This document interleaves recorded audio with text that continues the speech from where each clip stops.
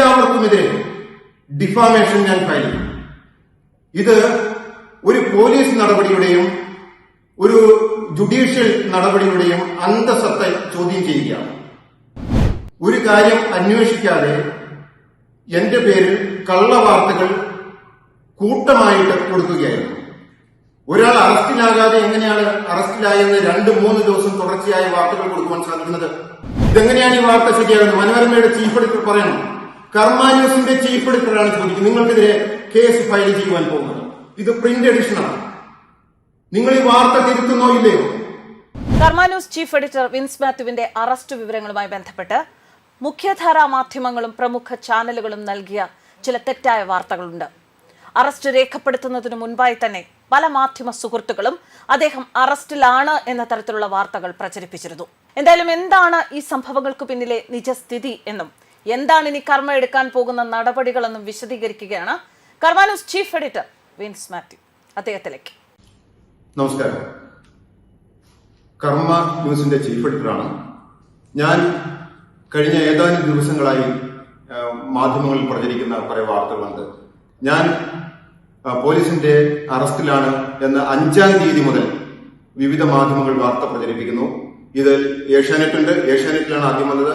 മനോരമ അവരുടെ ചാനലിലൂടെയും പ്രിന്റ് മീഡിയയിലൂടെയും നിരന്തരമായ വാർത്തകൾ വരുന്നു ഞാൻ അറസ്റ്റിലാണ് എന്ന്. അതുപോലെ മീഡിയ നിരവധി വാർത്തകൾ, അങ്ങനെ നിരവധി ചാനലുകൾ ഇതുമായി ബന്ധപ്പെട്ടുള്ള നിജസ്ഥിതി അറിയിക്കുവാനാണ്. വാസ്തവത്തിൽ ഞാൻ അറസ്റ്റിലാകുന്നത് 7-ാം തീയതി ഉച്ചയ്ക്ക് 1:30 1:30 എന്നെ അറസ്റ്റ് ചെയ്തത്. 7-ാം തീയതി 5 മണിക്കൂർ കസ്റ്റഡിക്ക് 5 മണിക്കൂർ അറസ്റ്റിൽ വെച്ചതിന് ശേഷം വൈകുന്നേരം 6:30 എനിക്ക് ജാമ്യം ലഭിച്ചു. 5 മണിക്കൂർ മാത്രമാണ് എന്നെ അറസ്റ്റ് എന്നിരിക്കെ ഞാൻ 5-ാം തീയതി മുതൽ അറസ്റ്റിലാണ് എന്ന് പ്രചരിപ്പിക്കുന്ന ഇവിടുത്തെ മുഖ്യധാര മാധ്യമങ്ങളുടെ മാധ്യമ അന്തസ്സത്ത നെറികേട്, അതാണ് പറയുവാനുള്ളത്. ഒരു വാർത്ത കൊടുക്കുമ്പോൾ എങ്ങനെയാണ് എന്താണ് എന്ന് പോലും അറിയാതെ ഇത്തരത്തിൽ വ്യാജമായി എനിക്കെതിരെ വാർത്തകൾ പ്രചരിപ്പിക്കുന്നതിൽ എന്തടിസ്ഥാനമാണ്? മനോരമയുടെ 6-ാം തീയതി ഉള്ള പ്രിന്റ് എഡിഷനാണ്. ഈ പ്രിന്റ് എഡിഷനിൽ ഓൺലൈനിൽ അവർ പറയുന്നത് 5-ാം തീയതി ഞാൻ തിരുവനന്തപുരത്ത് വന്നപ്പോൾ എന്നെ അറസ്റ്റ് ചെയ്തു എന്നാണ്. അറസ്റ്റ് ചെയ്തിട്ടില്ല. ഈ പത്രം അടിക്കുന്നത് വാർത്ത വന്നത് 7-ാം തീയതിയാണ്.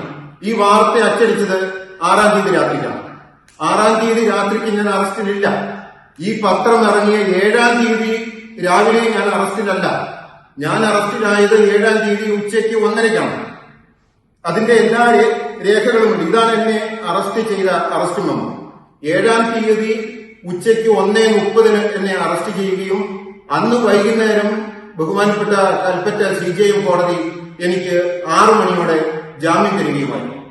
സത്യം ഇതായിരിക്കെ 5-ാം തീയതി മുതൽ ഞാൻ അറസ്റ്റിലാണ് എന്ന് മുഖ്യധാരാ മാധ്യമങ്ങൾ തുടർച്ചയായ ഹെഡ്ലൈനുകൾ ഇത് കൊടുത്തത് അവർക്ക് തിരുത്തുവാനുള്ള ഒരു സാവകാശമുണ്ട്. എല്ലാവർക്കുമെതിരെ ഡിഫാമേഷൻ ഞാൻ ഫയൽ ചെയ്യും. ഇത് ഒരു പോലീസ് നടപടിയുടെയും ഒരു ജുഡീഷ്യൽ നടപടിയുടെയും അന്തസ്സത്തെ ചോദ്യം ചെയ്യുകയാണ്. ഒരു കാര്യം അന്വേഷിക്കാതെ എന്റെ പേരിൽ കള്ളവാർത്തകൾ കൂട്ടമായിട്ട് കൊടുക്കുകയായിരുന്നു. ഒരാൾ അറസ്റ്റിലാകാതെ എങ്ങനെയാണ് അറസ്റ്റിലായെന്ന് 2-3 ദിവസം തുടർച്ചയായ വാർത്തകൾ കൊടുക്കുവാൻ സാധിക്കുന്നത്? ഇതിനിടയിൽ റിപ്പോർട്ടർ ചാനലിന്റെ ആന്റോ അഗസ്റ്റിൻ നമ്മളുടെ ആളുകളുമായി ബന്ധപ്പെട്ടിരുന്നു. അദ്ദേഹം വാർത്ത കൊടുത്തില്ല. ഞങ്ങൾ ഏറ്റവും കൂടുതൽ വാർത്തകൾ റിപ്പോർട്ടർ ചാനലിനും ഡോക്ടർ അരുൺകുമാറിനും എതിരെയാണ് കൊടുത്തത്. പക്ഷേ അവർ ഈ വിഷയത്തിൽ അന്തസ് കാണിക്കുന്നു. അതില് എനിക്ക് തോന്നുന്നത് റിപ്പോർട്ടർ ചാനലിൽ വാർത്ത വന്നിട്ടില്ല എന്നാണ്. ആന്റോ അഗസ്റ്റിൻ എന്താണെങ്കിലും നേരിട്ട് വിളിച്ച് കാര്യങ്ങൾ അന്വേഷിച്ചു. ആ സഹോദരനോട് നന്ദിയുണ്ട്. ഏറ്റവും കൂടുതൽ ഞങ്ങൾ വാർത്ത ചെയ്തിട്ടുള്ള റിപ്പോർട്ടർ ആണെന്നിരിക്കെ അവർ ഞങ്ങളോടൊരു പ്രതികാര ബുദ്ധിയും കാണിച്ചിട്ടില്ല. പക്ഷേ മീഡിയ വൺ, മനോരമ, ഏഷ്യാനെറ്റ്, അങ്ങനെ നിരവധി കൈരളി, അങ്ങനെ പിന്നെ പ്രാദേശിക ചാനലുകൾ എല്ലാവരും കൂട്ടമായി അറസ്റ്റിൽ. എന്താണ് എന്നെ ഉള്ളിലിടുവാൻ ആർക്കാണ് ഇത്ര വ്യഗ്രത? മുഖ്യധാരാ മാധ്യമങ്ങൾക്ക് എന്താണ് ഇത്ര ഭയം? ഇവരുടെ ഭയത്തിന്റെ കാരണം ഞങ്ങളുടെ ജനപിന്തുണയാണ്. കർമ്മ ന്യൂസിന്റെ ആർജിച്ച ജനകീയതയാണ്. ഈ കഴിഞ്ഞ മാസം മാർച്ചിൽ ഞങ്ങളുടെ വീഡിയോ പ്ലാറ്റ്ഫോമിന് കിട്ടിയത് 121 മില്യൺ വ്യൂസ് ആണ്. മാർച്ച് മാസത്തിൽ ഞങ്ങൾക്ക് ലഭിച്ച വീഡിയോ വ്യൂവേഴ്സ് ഫേസ്ബുക്കിലും യൂട്യൂബിലും മാത്രം 121 മില്യൺ ആണ്. ഇത് തന്നെയാണ് ഇവരുടെ ഭയം. ഏത് അച്ചിലൂടെ നിങ്ങൾ എങ്ങനെ കോർത്തെടുത്ത് വാർത്താലും ഇതിലൊരു പോറൽ പോലും ഏൽപ്പിക്കുവാനാവുകയില്ല. മനോരമ ഇതിനകത്ത് തന്നെ പറയുകയാണ്, തിരുവനന്തപുരം സൈബർ സ്റ്റേഷൻ വിൻസ് മാത്യുവിനെ അറസ്റ്റ് ചെയ്ത് ജാമ്യം അനുവദിച്ചു. സ്റ്റേഷൻ ജാമ്യത്തിൽ വിട്ടു. എന്നെ അവിടെ അറസ്റ്റ് ചെയ്തിട്ടില്ല. തിരുവനന്തപുരം സൈബർ പോലീസ് എന്നെ അറസ്റ്റ് ചെയ്തിട്ടില്ല. എന്നെ സൈബർ പോലീസ് സ്റ്റേഷൻ ജാമ്യത്തിൽ വിട്ടിട്ടില്ല. ഇതെങ്ങനെയാണ് ഈ വാർത്ത ശരിയാകുന്നത്? മനോരമയുടെ ചീഫ് എഡിറ്റർ പറയണം. കർമ്മ ന്യൂസിന്റെ ചീഫ് എഡിറ്ററാണ് ചോദിക്കുന്നത്, നിങ്ങൾക്കെതിരെ കേസ് ഫയൽ ചെയ്യുവാൻ പോകുന്നത്. ഇത് പ്രിന്റ് എഡിഷനാണ്. നിങ്ങൾ ഈ വാർത്ത തിരുത്തുന്നോ ഇല്ലയോ?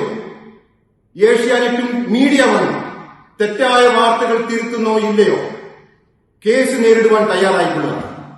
ഞങ്ങളെ അഴിക്കുള്ളിലാക്കുവാനും ഞങ്ങളുടെ മാധ്യമധർമ്മവും ഞങ്ങളുടെ രീതികളും കൂട്ടുവാനും നിങ്ങൾക്കുള്ള വ്യാമോഹം അതങ്ങ് ചുരുട്ടി മടക്കി പോക്കറ്റിലിട്ടാൽ മതി.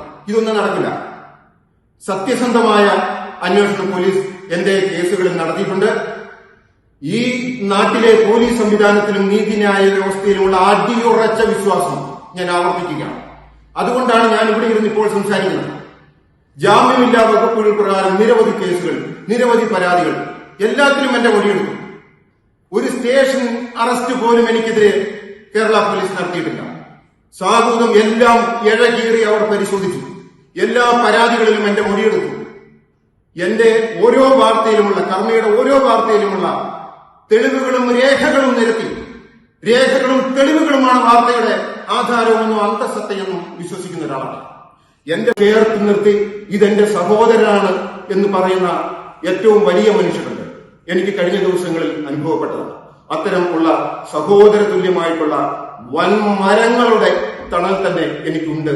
ആ തണലിന് ഞാൻ എന്നും നന്ദി പറയുകയാണ്. സത്യത്തിനും നീതിക്കും വേണ്ടിയിട്ടുള്ള കർമ്മ ന്യൂസിന്റെ പോരാട്ടം, കർമ്മ ന്യൂസ് പ്രവർത്തകരുടെ പോരാട്ടം, ഈ കുടുംബത്തിന്റെ പോരാട്ടം, ഈ നാടിന്റെ നന്മയ്ക്കും രാജ്യത്തിനും ഈ രാജ്യത്തിന്റെ ഐക്യത്തിനും സുരക്ഷിതത്വത്തിനെതിരായിട്ട് വരുന്ന ശക്തികളെ അടിച്ചു വീഴ്ത്താനും തടഞ്ഞു നിർത്താനും നിയമത്തിന്റെ പാതയിലൂടെ പോകുവാനും ഞങ്ങൾ ഇനിയും പ്രതിജ്ഞാബദ്ധമാണ്. ഈ നടപടിക്രമങ്ങൾ ഞങ്ങളുടെ ഉത്തരവാദിത്തങ്ങൾ കൂട്ടുകയാണ്. ഞങ്ങളുടെ ഭാരിച്ച കടമകൾ, അതിന്റെ ഭാരിച്ച കടമകളുടെ ആ ഒരു വ്യാപ്തി കൂട്ടുകയാണ്. നന്ദി.